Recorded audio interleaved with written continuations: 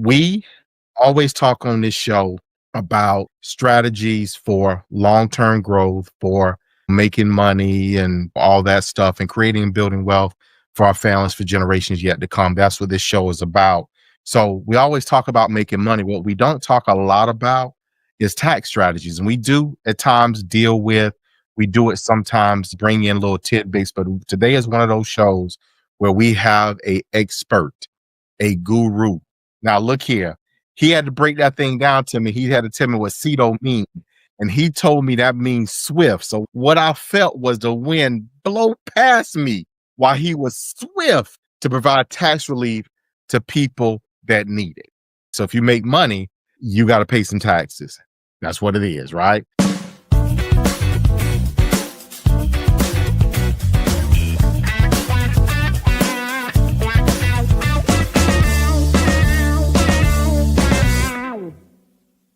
Good morning, great morning, guys. Welcome to another fabulous episode of Exit Strategies Radio Show. Hey, I am your host, Corwyn J, Melette, broker and owner of Exit Realty Group in beautiful state of Austin, South Carolina. Hey, if this is your first time listening to this show, you, sir or ma'am, are in for a treat. Our mission is very simple. That is to empower our community through financial literacy and real estate education, guys. We are legacy building. That's what we do. Guys, want to give a shout out to those who listen to it faithfully. Charleston Market, PD Markets. Look, you guys rock. From Hollywood, what you know, no good, all the way through Monkey's Corner. Y'all know my mama live out there, y'all.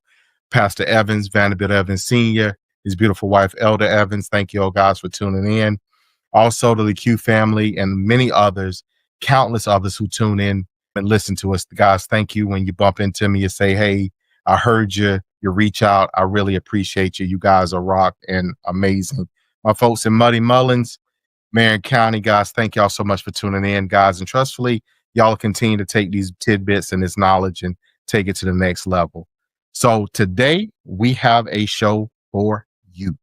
We always talk on this show about strategies for long-term growth, for making money and all that stuff, and creating and building wealth for our families for generations yet to come. That's what this show is about. We're trying to take people, you know, always remind people that the purpose of exit strategies is that movement. Our word teaches and tells us about the exodus, moving people from one place to another. That's early book in the Bible. Those who know where it is, second book, but it's early. Short version is, guys, we want people to move in a concerted manner to a better future. That's what we want. So we always talk about making money. What we don't talk a lot about is tax strategies. And we do at times deal with, we do it sometimes, bring in little tidbits. But today is one of those shows where we have a expert, a guru. All right. So if you make money, you got to pay some taxes. That's what it is, right? So we have none other than Fabian Cruz. Now, Fabian is the founder of CETO Tax Relief. Now, look here. He had to break that thing down to me. He had to tell me what CETO means. And he told me that means swift. So what I felt was the wind blow past me while he was swift to provide tax relief to people that need it. So I want you to give a warm welcome. I want you to put the spoon down, let them grits percolate just a little bit more, get a little bit thicker, add a little bit of cream to them. Let's make some nighttime grits this morning. And I want you to give Fabian a warm welcome. Fabian, how you doing today? Hey, I'm doing great, Corwyn. Really appreciate the opportunity. I've been watching your show, all your guests, and they bring a wealth of information. So I'm going to do my best today and try to make a very boring subject not boring, which is taxes and the IRS. Well, look here. I appreciate you doing so. And I know we're going to have a good time because what you're going to tell us today is how we can manage it better. That's what you're going to tell us. So look here, Fabian, tell us high level who you are, what you do, and let's get into a conversation. Okay, well, first and foremost, I'm a father, married my high school sweetheart, have two little goofballs, 7 and 5 years old. So before anything else, I'm a father. And a number of years ago, I started CETO Tax Resolution. We are a tax resolution firm, and what we do is we help individuals who somehow have gotten in trouble with the IRS or their state tax authorities or state tax authority, and we help them get that mess cleared up So that way they can get their lives back and they can get back to business, get back to what they need to do in order to make money. Let's take a short break. Do you remember your grandma's front porch? You know, that spot where stories were told, kisses were stolen, and sweet tea was always being sipped. Now imagine giving your family a place to make those same memories, but in a brand new, energy efficient, and home that was built just for you. At Country Boy Homes, we help folks just like you find that forever feeling. Whether it's your first home, your next home, or we're done with rent forever, like seriously home. We specialize in affordable and durable manufactured and modular homes, the kind that make room for muddy boots, big dreams, and second helpings. Come see what coming home really feels like. Call 843-574-8979 today. Country Boy Homes, built to last, priced for you. So what was the catalyst for you in this? What caused you to say, hey, this is arena realm that I want to work in, or where I believe I can be of assistance to others? Well, sure. So I didn't start out as an entrepreneur. I'd been praying about it for years, trying to come up with all kinds of ideas.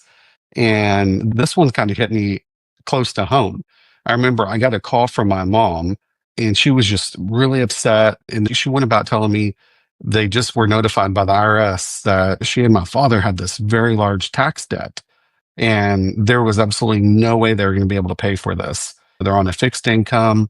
As we started to really dive in, we realized their tax preparer, they weren't even an advisor, gave them really bad advice and ended up having this huge tax bill. And so I started to work with my folks. We went out and we found a tax resolution company in order to help them out. And what I found, Corwyn, was it was just as painful working with that tax resolution company than it was working with IRS. And here's what I mean by that. Every time we would call in, we spoke to someone new. They had no call continuum. So they were telling us, hey, all right, we got to research and get back to you. And then if we were lucky, we'd hear back in a day or two. Fortunately, everything got worked out and my folks, we got it cleared up. And as I was sitting there, and I've been praying for well over a decade that I wanted to do something that I owned, it dawned on me, I could do this better. You know, with all my experience I gained in corporate America, I could take all those skills and I could start a tax resolution company and have my clients have a better experience. And so that's actually the genesis of our company. And real quick, I always like to point out, my mother would always say, I just feel like life is on hold. I just want my life back. And that's actually inspired our tagline is, you deserve your life back. And so that's the genesis of the company. That is, wow, man. That's awesome. I can imagine how good it felt to be able to help mom and help your parents in dealing with this. And you deserve your life back. I like that tagline. So some people understand, some people don't, the impact of these types of situations. So, you know, real estate investing, people are buying and selling properties. You know, oftentimes they're seeking to make money. And depending upon how they structure a transaction, because we talk about, Fabian, all types of things on this show, 1031s where you can defer taxes. But if someone operates outside of a 1031, every time they sell a property, they have income that's untaxed income. So they're going to have to report that. And if you let it accumulate, then it could interfere with other things, kind of what you're talking about. So what are the potential risks, perils, if you will, of, let's say that you operate outside of a 1031, that you're making money flipping properties or what have you, or accumulating properties, rentals or whatever, and that income hadn't been fully reported or taxes hadn't been filed on it? What is the potential risk there? The first thing is, in that, if you don't file your taxes, you're going to have a penalty of failure to file. I took some notes because I just want to make sure I get all, because there's so much information in the IRS publication. So that the fee alone for failure to file is 5% per month, up to 25% of what's owed. So I always tell everybody, if you file, because if you can't, at least if you can't pay, that penalty is only 0.5% up to 25%. So literally it's 10 times less. So that's actually the first thing I always tell people. That's our first strategy, is if somebody has unfiled tax returns, we get in there and we get those filed. So that way we can stop a lot of the collections process. And then as far as long-term implications, I mean, you could easily end up in a situation where you have a lien, and that's where the IRS, that they're going to secure their interest in your property. And so they're telling all the other creditors, we're first in line. And that's going to open up a world of trouble. First thing is, it's going to impact your ability to borrow. Second thing is, if you're able to borrow, you're going to pay a lot more. And I'm not a real estate guy, but I know part of the real estate plan is you borrow that money as cheap as possible. And if you're paying above what the current rate is, that's going to mess up your formula for profit. And then I know I've been listening to Bigger Pockets, another podcast, and they always talk about the BRRRR method. And I had to write this down, and that's buy, rehab, rent, refinance, and repeat. Well, here's the thing. If you have a lien, you're not going to be able to refinance, period. And so that revenue source for you, if you want to say it that way, it's completely dried up. So you no longer have opportunity. And also, too, something else that's really big, I'm getting calls about this all the time, is people who are syndicating, looking to raise money. And I have some clients that have come to me and they're like, hey, is this a good deal? I'm like, well, I'm not a tax resolution, or I'm not a real estate guy, but let me give you my 2 cents. Do the numbers make sense? Yes. Okay, cool. Who's this that's asking you for money?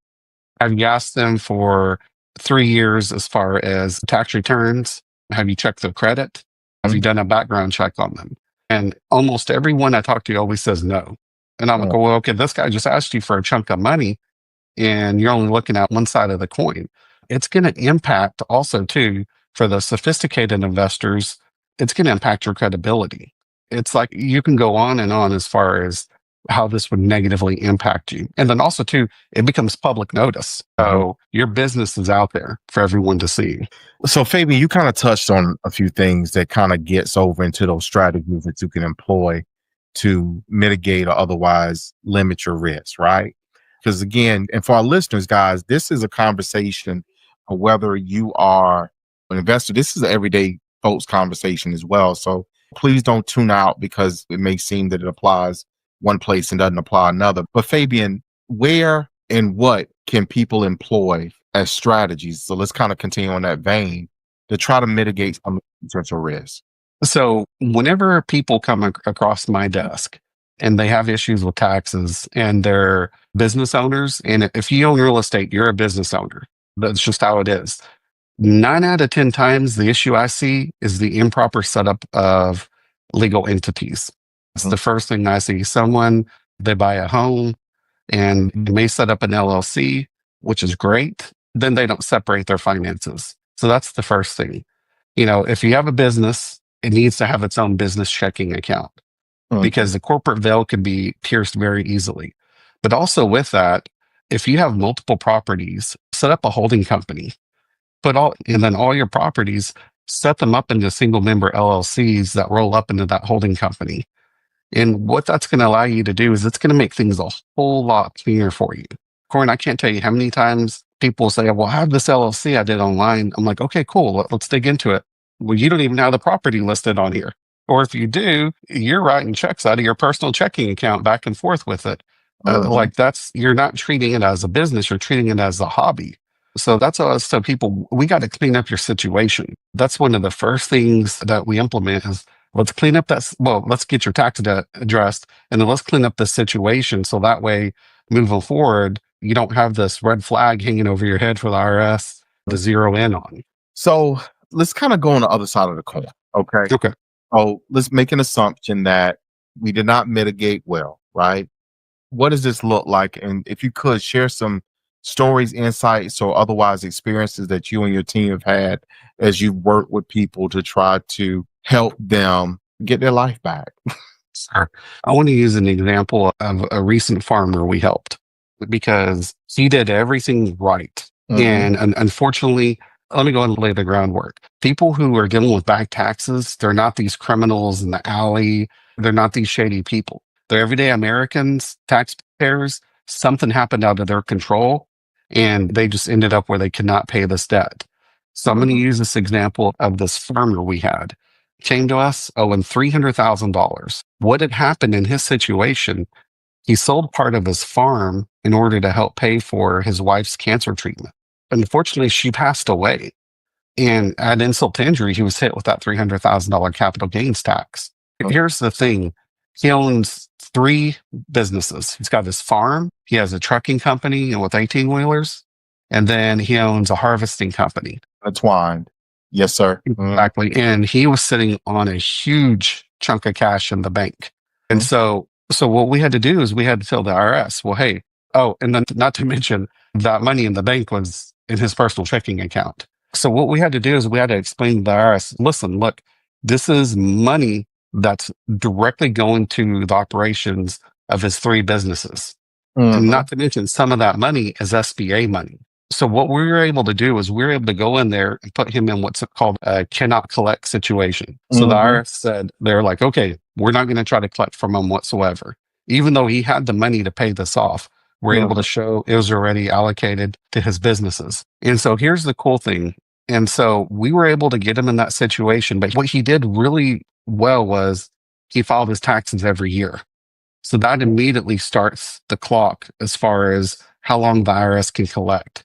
So a third of that is going to be gone next year. And the second third of that's going to be gone the year after. And then in 2027, that last third is going to be wiped off because it's reached the statute of limitations as far as what the IRS can collect on.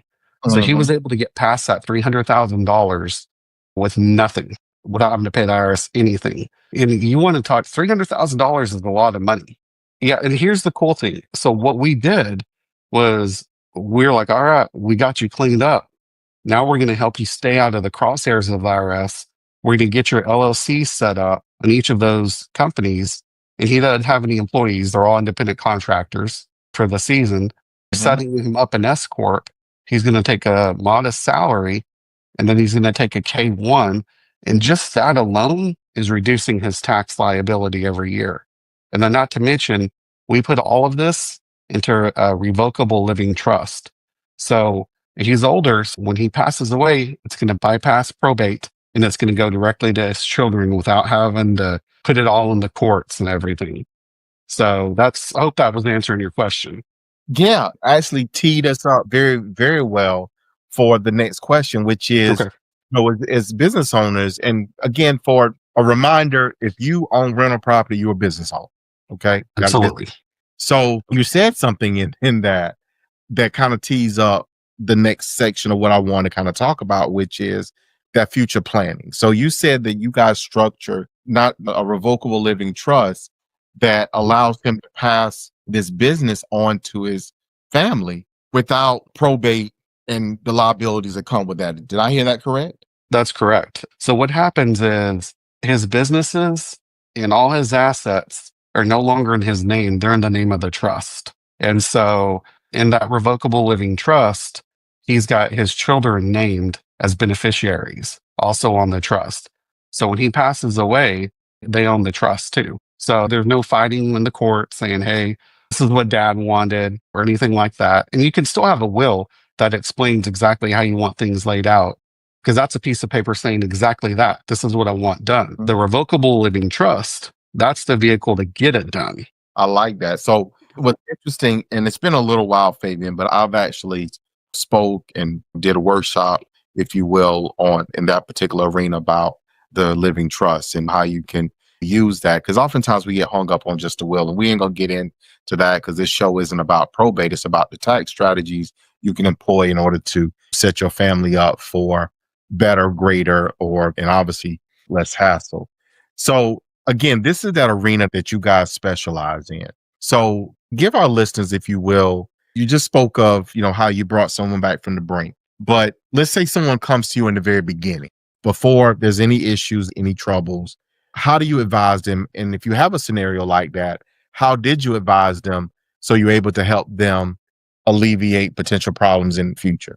So my company, we just focus on tax resolution. When I have a client who comes across, like this farmer, for example, where it makes sense to take the service one step further, we do that. And just to let you know, Corwyn, here in about a year, we're launching a sister company that focuses on tax mitigation, asset protection, and generational wealth through utilizing the entities that are out there, all the different legal structures, S Corps, solo 401ks, self-directed IRAs. But here's what I tell people, because I've done it myself. As far as, because I understand you're asking like the estate plan aspect. Yes. Okay. The first thing you want to do is you want to get everything that you can out of your name, because I'm not sure this with a lot with real estate agents. You're one fender bender away from losing everything if you don't have an estate set up correctly. So what we want to do is like for our home, our rental properties, we want them in a revocable living trust, not an irrevocable, because we still want to maintain control of that trust. So that's the first thing we do. And then if you look at your earned income versus like your passive income, if you think about it like just two sides of the coin, all your businesses, you want to put those into an LLC. I'm going to use an example of a real estate agent because I'm actually writing a book for real estate agents. So what we want to do is, we want to start an LLC, and typically it's a single member LLC because most of these, they don't have a team under them yet, or they're not employing people, I should say. So you want to be an LLC because you want that limited liability. That's what an LLC is. It's not tax savings, it's protection. And then from there, we want to go into an S Corp. Now, the S Corp is what's really important, especially when you're starting to make $50,000 or more a year, because that's where the tax savings come in. And then from there, you're able to really deploy like a solo 401k, a self-directed IRA. What's great about this is I like to call this the country club effect. Because back in the day, the reason you wanted to be in a country club is that had the attorneys, had the doctors, had the physicians, all these people who knew the game, knew the rules of the game that the rest of us didn't know. And so you want it set up this way. And then also you want a health savings account because you can put, I think like $7,000 a year into that. Because that's one of the number one reasons for bankruptcy is healthcare cost. So that's always my advice is let's set up a revocable living trust. That's your filing cabinet where you can put everything into. Put your businesses into an LLC. Let's have all those businesses run into an S Corp. So that S Corp collects all the money and then that S Corp writes you a check. But here's what's cool. So with that S Corp, you can start putting money into a solo 401k and you can also match it as an employer, as yourself. So instead of putting in, I think it's like what, 23,000 this year, 24,000, you can put up almost $70,000 a year as an individual. And Corwyn, there's some real estate agents out there who they're making a lot of money. They're looking for ways to invest their money. And this is a really cool way because once you put that money in that solo 401k, you can do what's called a backdoor Roth, and you can move it from a traditional IRA into a Roth IRA, that's like the golden sweet spot. And here's the cool thing about that. You can invest in what you know best. You don't have to invest in Wall Street. So like if you know real estate and you got a buddy who's doing some real estate development, you can write a check to that person and get a higher return than what you can in Wall Street. Exactly. And so there's so many cool things that can be done that, at least for me being Hispanic, my family never had any access to. And so that's my personal mission, is to change the narrative for our community. When I say our community, I just mean all people. I do. So Fabian, we're quickly getting to wrap up today's show, but how can people get in contact with you guys? How can people reach you? Where can they find you? Sure. So you can call me at 1-877-CITO tax. That's CITO. You can go to my website, which is CITO tax.com. And you can also do the same on Facebook. All right. So beautiful website, by the way, guys. Look, y'all got to check this thing out, man. So Fabian, always ask, you've learned a lot. And this is a question I ask most of my guests, right? What I realize and know is that if things didn't happen as they did, you wouldn't be where you are. But I will always ask, or usually ask, if you knew what you've learned back then, what would you have done differently? So if I could ask that question of you, what would that answer be? Oh man, back then when I'd have bought fourplexes. I'd have bought one, I lived in one, rented out the others. And after a year, you can go to another one. You can do that again. That's what I would have done, hands down. Yeah. I love it. So what I heard you say is immediately I'd have been more involved and engaged in the real estate world. I love Absolutely. It. About a whole lot more property. I love it. Especially with as cheap as money was back then. Exactly. Well, Fabian, I want to thank you, my guy, for being on today, for spending some time with us and taking time out of your busy schedule. Thank you for the work that you're doing in the community, the impact, and I want to encourage you to continue along that vein. Yeah, well, thank you for having me on. And if you need anything, you just reach out. Will do. So for our listeners, guys, look, y'all got some good useful information. If you got questions, know somebody, whatever it is, I want you to reach out to Fabian and his team. Let's get you connected to the resource so that you're not left laying on the wayside, guys. Let's not do that.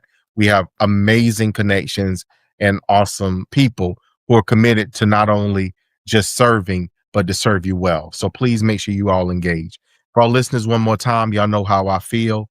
You know what I say. I always put the two of those things together and I give it to you this way, which is to tell you that I love you, and we'll see you guys.